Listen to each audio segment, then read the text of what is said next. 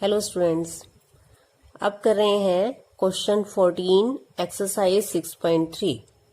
इस क्वेश्चन में हमें दिया है 12th क्वेश्चन की तरह ही एबीसी और पी क्यू आर दो त्रिभुज में एडी और पीएम माध्यिकाएं हैं और दिया है हमें एबी, एसी और एडी। इस त्रिभुज की भुजा एबी, एसी और एडी इस त्रिभुज की भुजाओं पी क्यू, पी आर और पी एम के समानुपाती हैं। तो हमने यही लिखा है A B by P Q बराबर A C by P R बराबर A D by P M और सिद्ध करना है त्रिभुज ए बी सी समरूप त्रिभुज P Q R. 12th question में हमें क्या दिया हुआ था? क्वेश्चन 12 में A B by P Q बराबर B C by Q R बराबर A D by P M था और हमें दोनों बड़ी त्रिभुज को समरूप सिद्ध करना था।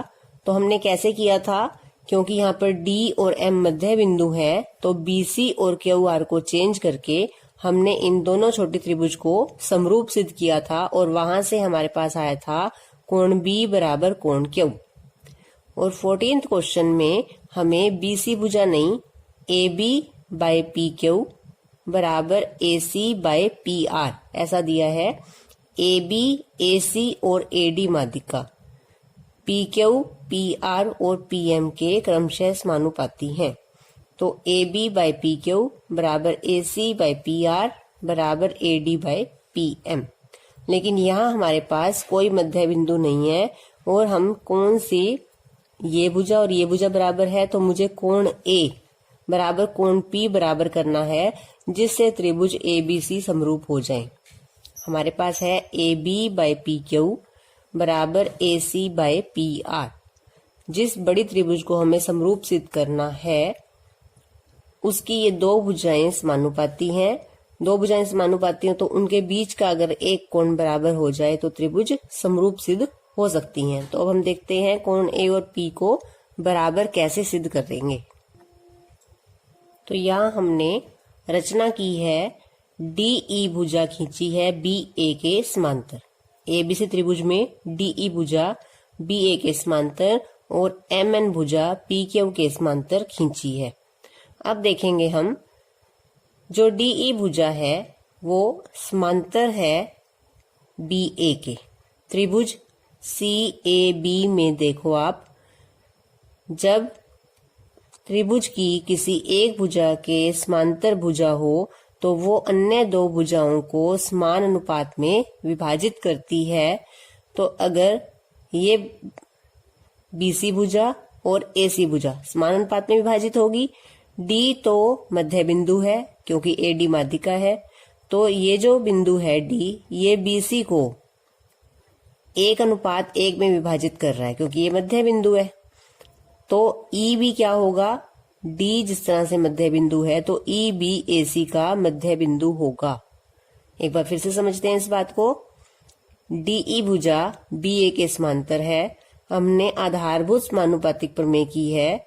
उसके अनुसार यदि किसी त्रिभुज में एक भुजा के समांतर कोई भुजा खींची जाए तो वो भुजा अन्य दो भुजाओं को समान अनुपात में विभाजित करती है। तो जो डी से ई तक भुजा खींची गई है, अगर डी बी सी का मध्य बिंदु है तो ई ए सी का मध्य बिंदु होगा। इसी तरह से आर पी क्यू त्रिभुज में एम एन समांतर है क्यू पी के। त्रिभुज की एक भुजा के समांतर भुजा है तो ये भुजा अन्य दो भुजाओं को समान अनुपात में विभाजित करेगी। एम क्यू आर का मध्य बिंदु है, इसी तरह एन पी आर का मध्य बिंदु होगा। और दूसरा हम यहाँ पर एक प्रमेय और यूज कर रहे हैं जो हमने 9th क्लास में की है, मध्य बिंदु प्रमेय। मध्य बिंदु प्रमेय क्या होती है कि यदि किसी त्रिभुज की दो भुजाओं के मध्य बिंदुओं को मिलाया जाए तो मिलाने वाली जो भुजा आती है वो तीसरी भुजा के समांतर होती है और इसकी आधी होती है। तो डी ई जो भुजा है वो ए बी की आधी है, इसी तरह से एम एन भुजा पी क्यू की आधी है। तो यहाँ पर हम दो प्रमेय का यूज कर रहे हैं। लिखेंगे त्रिभुज एबीसी में डी भुजा बीसी का मध्य बिंदु है, इसलिए ई भुजा एसी का मध्य बिंदु होगा। ये कौन सी प्रमेय है? आधारभूत समानुपातिक प्रमेय। कि अगर डी बीसी को 2 टुकड़ों में बांट रहा है तो ई भी एसी को 2 बराबर टुकड़ों में बांटेगा, समान अनुपात में विभाजित होंगे। आधारभूत समानुपातिक प्रमेय।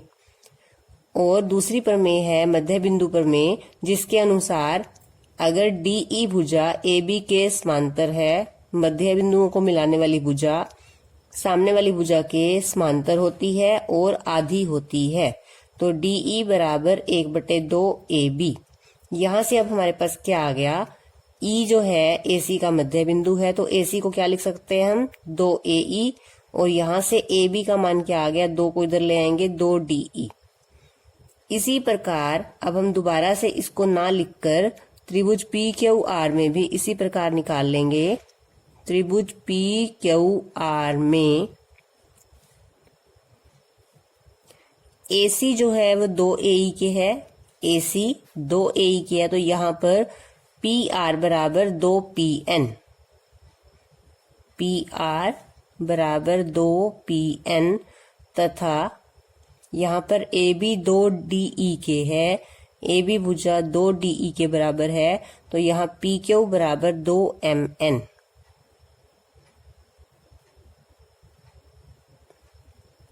क्योंकि दोनों त्रिभुज में माध्यिका दी हुई है और हमने उसी तरह से समांतर रेखाएं खींची हैं, तो जैसे यहाँ से त्रिभुज में से जो हमारा मान निकलेगा वही मान त्रिभुज PQR में से निकलेगा। तो ये हमने लिख लिया। अब हमें दिया क्या है ये लिखते हैं। AB बाय PQ बराबर AC बाय PR बराबर AD बाय PM। यहाँ से मान चेंज करेंगे। AC की जगह 2AE और PR की जगह 2PN, AB की जगह 2DE और PQ की जगह 2MN रखेंगे। AB को बदल के क्या लिखेंगे? 2DE बाय 2MN बराबर AC की जगह लिखेंगे 2AE बाय PR की जगह लिखेंगे 2PN बराबर AD बाय PM। यहाँ से 2 से 2 काट देंगे। अब देखेंगे हमारे पास क्या है। DE बाय MN आकृति में देखेंगे। DE बाय MN बराबर AE by PN, AE by PN बराबर AD by PM, AD by PM। एक बार फिर से देखेंगे। DE बाय MN बराबर AE बाय PN बराबर AD बाय PM। ये 3 भुजाएं समानुपाती हैं इन दोनों छोटी त्रिभुज की। तो ये दोनों त्रिभुज क्या हैं? समरूप है SSS समरूपता से, क्योंकि दोनों त्रिभुज की तीनों भुजाएं समानुपाती हैं। तो ये दोनों त्रिभुज हमारी समरूप है SSS समरूपता से। अब यदि दोनों त्रिभुज समरूप हैं तो देखेंगे। अब हमारे पास ये दोनों त्रिभुज समरूप हैं, तो हम ये लिख सकते हैं समरूप त्रिभुज के तीनों कोण बराबर होते हैं। तो हम क्या लिखेंगे कि ये कोण इस कोण के बराबर है। जब दोनों त्रिभुज समरूप है तो तीनों कोण बराबर है, तो हमने ये लिखा कि ये कोण इसके बराबर है। यहाँ लिख देते हैं कोण 1, इसको लिख देते हैं कोण 3। तो कोण 1 बराबर कोण 3, ब्रैकेट में लिखेंगे CPST समरूप त्रिभुज के संगत भाग। अब हमने कोण A और P पूरे को बराबर सिद्ध करना था। अभी हमने सिद्ध किया है कोण 1 बराबर कोण 3। अब हम क्या लिखेंगे कि अगर ये भुजा मैं इस तरफ ना खींच के DE भुजा को इस तरफ ले लूं और MN भुजा को इधर ले लूं, जब हम इस भुजा को यहाँ लेंगे और इधर यहाँ लेंगे, तब ऐसी ऐसी त्रिभुज इस साइड बनेगी और ऐसी त्रिभुज इस साइड भी बनेगी। तो वो दोनों त्रिभुज भी क्या सिद्ध हो जाएंगी? समरूप इसी तरह से सिद्ध हो जाएंगी। और वहां से क्या होगा कि जब दोनों त्रिभुज समरूप सिद्ध हो जाएंगी तो इधर वाला कोण तब बराबर हो जाएगा। ये सारा हम क्वेश्चन दोबारा से करके नहीं दिखाएंगे। हम क्या लिखेंगे कि DE जो है भुजा हम इस साइड भी ले सकते हैं और MN भुजा को जिसको हमने इस तरफ लिया है उसे हम इधर पी क्यू भुजा पर भी ले सकते हैं। एन बिंदु को हम पी क्यू भुजा पर और ई बिंदु को ए बी भुजा पर ले सकते हैं। तो उससे क्या सिद्ध होगा, हमारे पास इधर की जगह इधर वाला कोण बराबर सिद्ध हो जाएगा, कोण 2 बराबर कोण 4। तो हम दोबारा से पूरा क्वेश्चन इतना नहीं करके दिखाएंगे, हम लिखेंगे कि इसी प्रकार हम सिद्ध कर सकते हैं कोण 2 बराबर कोण 4। 1 और 3 को हम पहले बराबर सिद्ध कर चुके हैं। अब 1 बराबर 3 है, 2 बराबर 4 है। अगर हम जोड़ देंगे तो 1 जमा 2 बराबर 3 जमा 4, तो ये पूरा कोण ए बराबर हो जाएगा कोण पी के। तो कोण ए बराबर कोण पी सिद्ध हो जाएगा। दो भुजाएं समानुपाती हैं हमारे पास, A B by P Q बराबर A C by P R, और कोण ए बराबर कोण पी। तो एस ए एस समरूपता से त्रिभुज ए बी सी समरूप सिद्ध हो जाएगी त्रिभुज पी क्यू आर के। तो हम इस तरह से लिखेंगे, त्रिभुज समरूप है इसलिए कोण 1 बराबर कोण 3 सी पी एस टी। इसी प्रकार हम सिद्ध कर सकते हैं कोण 2 बराबर कोण 4। कोण 2 बराबर कोण 4 है, इसे समीकरण 1 और इसे समीकरण नंबर 2 नाम देंगे 1 और 2 को जोड़ने पर। तो जब जोड़ेंगे दोनों को तो LHS में LHS जुड़ेगी और RHS में RHS। तो कोण 1 प्लस कोण 2 बराबर कोण 3 प्लस कोण 4, या इसे क्या नाम देंगे हम, कोण A बराबर कोण P। अब हम लिखेंगे जिस त्रिभुज को हमने समरूप सिद्ध करना है, त्रिभुज ABC तथा त्रिभुज PQR में AB बाई PQ बराबर AC बाई PR, ये हमें दिया है, तथा कोण A बराबर कोण P। दो भुजाएं समानुपाती, एक कोण बराबर, तो क्या लिखेंगे, एस ए एस समरूपता से त्रिभुज ए बी सी समरूप त्रिभुज पी क्यू आर। एक बार क्वेश्चन को देखेंगे फिर से हमने कैसे सिद्ध किया है। हमें दिया गया था कि ए डी और पी एम माध्यिकाएं हैं और A B by P Q बराबर A C by P R बराबर A D by P M. हमें कोण ए और कोण पी को बराबर सिद्ध करना था। इसके लिए हमने यहां से डी ई और एम एन, ए बी और पी क्यू के समांतर दो रेखाएं खींची। क्योंकि डी मध्य बिंदु है बी सी का, तो ई ए सी का मध्य बिंदु होगा आधारभूत समानुपातिक प्रमेय से, और दोनों मध्य बिंदुओं को मिलाने वाला जो रेखाखंड है वो तीसरी भुजा के समांतर होता है और आधा होता है मध्य बिंदु प्रमेय से। तो हमने लिखा है कि ई जो है ए सी का मध्य बिंदु होगा और डी ई जो भुजा है वो ए बी की आधी होगी। तो हमने दोनों को चेंज किया, किसको, ए सी को भी और डी ई को भी। ए सी को हमने क्या लिखा है, 2AE, और ए बी को हमने क्या लिखा है, 2DE। हमने इन दोनों भुजाओं को चेंज करके लिखा है। इसी तरह से PR को चेंज करके लिखेंगे 2PN और PQ को चेंज करके लिखेंगे 2MN। इन दोनों भुजाओं को हमने चेंज किया है और जब हमारे पास ये आ गया है तो यहाँ पे जो हमें दिया गया था यहाँ से हमने लिखा है DE बाई MN बराबर AE बाई PN बराबर AD बाई PM, यानी इन दोनों छोटी त्रिभुजों को समरूप सिद्ध किया है। समरूप सिद्ध होने से कोण 1 बराबर कोण 3 हो गया। तो हम फिर लिखेंगे इसी प्रकार हम सिद्ध कर सकते हैं कोण 2 बराबर कोण 4। कोण 1 और 3 बराबर हैं, 2 और 4 बराबर हैं, जोड़ेंगे तो कोण A बराबर कोण P के आ जाएगा। ये दो भुजाएं समानुपाती हैं, एक कोण बराबर है, तो एस ए एस समरूपता से त्रिभुज ए बी सी समरूप त्रिभुज P Q R. Next question करते हैं, क्वेश्चन 15। लंबाई 6 मीटर वाले एक ऊर्ध्वाधर सीधा खड़ा, ऊर्ध्वाधर मतलब होता है जो सीधा खड़ा है, स्तंभ की भूमि पर छाया की लंबाई 4 मीटर है। 6 मीटर खड़ा स्तंभ है, उसकी छाया 4 मीटर है, जबकि उसी समय एक मीनार की छाया की लंबाई 28 मीटर है। मीनार की ऊंचाई ज्ञात कीजिए। ये उसी समय का मतलब है कि एक ही समय में, जिस समय पर स्तंभ की छाया मापी जा रही है, उसी समय पर मीनार की छाया की लंबाई 28 मीटर है। तो उसी समय पर, किसी एक ही समय पर यदि छाया की लंबाई मापी जाए तो इसका मतलब क्या है? इसका मतलब ये होता है कि उसी समय पर सन की जो पोजीशन है, सूर्य की जो स्थिति है, वो उसी समय पर एक ही स्थिति में सूर्य है। तो एक ही टाइम पर जो सूर्य का कोण होता है वो एक ही रहता है, सेम रहता है। तो सूर्य का कोण कौन सा होता है? जो यहां से किसी भी बिंदु से सूरज की तरफ को लाइन जाती है, उससे के साथ जो बनता है, इसे कहते हैं सूर्य का उन्नयन कोण। तो ये जो है, और इधर से भी सूर्य की तरफ, ये क्या है? सूर्य का उन्नयन कोण। और जब सेम टाइम पर इस कोण को मापा जाता है तो ये कोण हर बिंदु से एक ही रहता है। तो दोनों त्रिभुज में ये कोण बराबर है। क्या लिया है हमने?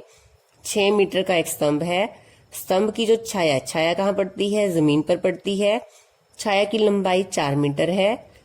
मीनार की ऊंचाई नहीं दी हुई, इसे हमने h मीटर लिखा है। मीनार की छाया की लंबाई 28 मीटर है। छाया हमेशा कहाँ होती है? जमीन पर होती है। सूर्य, जैसे ये मीनार खड़ी है, इसके पीछे इसकी छाया होगी। ये स्तंभ है, इसके पीछे इसकी छाया होगी। अब हमने मीनार की ऊंचाई ज्ञात करनी है। तो जब भी कोई स्तंभ या कोई मीनार खड़ा होता है, तब यहाँ पर कोण कितने डिग्री का बनता है? 90 डिग्री का। कोई भी खंबा, स्तंभ, मीनार कुछ भी खड़ा होगा तो कोण हमेशा कितने डिग्री का होगा? 90 डिग्री का होगा। और दूसरा, ये उन्नयन कोण है सूर्य का, और किसी एक टाइम पर ये सेम रहता है। अलग अलग टाइम पर मापा जाएगा तो ये अलग अलग होगा। अब दोनों त्रिभुज में ये कोण 90 डिग्री का है, ये कोण बराबर है। तो दो त्रिभुज में दो कोण बराबर है, तो ए समरूपता से दोनों त्रिभुज समरूप है। तो यही लिखेंगे हम यहाँ पर। तो हमें जो दिया है, स्तंभ की ऊंचाई 6 मीटर, इसका हमें ए बी दिखाया यहाँ पर, तो ब्रैकेट में लिखेंगे ए बी। स्तंभ की छाया की लंबाई हमने किससे दिखाया है? BC से, वो 4 मीटर है। मीनार की छाया की लंबाई को हमने QR से दिखाया है, वो 28 मीटर है। और मीनार की ऊंचाई को हमने PQ से दिखाया है, और वो हमने निकालनी है, उसे हमने h मीटर लिखना है। अब लिखेंगे त्रिभुज ABC तथा PQR में। अब हम दोनों त्रिभुजों को पहले समरूप सिद्ध करेंगे। कोण B बराबर कोण Q, ये दोनों कोण 90 डिग्री के हैं। और कोण C बराबर कोण R, इसके लिए क्या लिखेंगे? सूर्य का उन्नयन कोण। और एक समय में ये कोण बराबर होता है। अगर आप अलग अलग समय पर नोट करोगे तो ये सेम उस टाइम नहीं होंगे।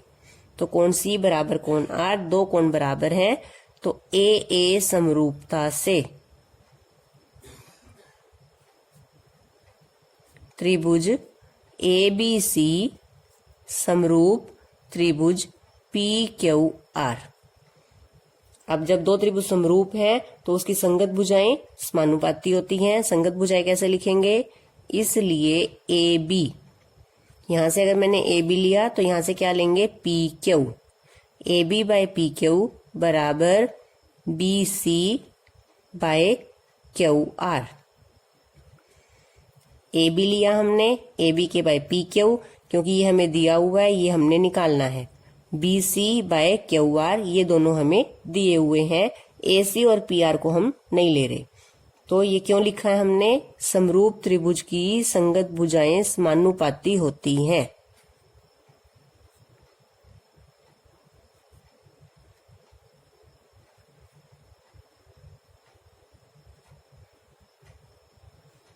अब हमने यहाँ पर इनके मान रखने हैं जो हमें दिए हुए हैं। AB का मान कितना है? 6, PQ का मान है H, BC का मान है 4 और QR का मान है 28। तो इसके बाद हम क्या करते हैं? R पार गुना, इस तरह से निशान डालेंगे। तो यहां से क्या आ जाएगा? 6 गुना 28 बराबर 4 गुना H। h को यहाँ ले आएंगे गुना का हो जाएगा, 28 को इधर ले जाएंगे गुना का हो जाएगा। 4, अब मुझे h का मान निकालना है, 4 गुना में है, इधर ले आएंगे तो बटे में आ जाएगा। 6 गुना 28 बाय 4 बराबर h। 4 से काटेंगे इसको, 7 पे 6 गुना 7 कितना आ गया 42, तो h का मान आ गया 42 मीटर। और यही हमने h किसको नाम दिया था हमने, मीनार की ऊंचाई को, तो यहाँ लिखेंगे मीनार की ऊंचाई बराबर 42 मीटर।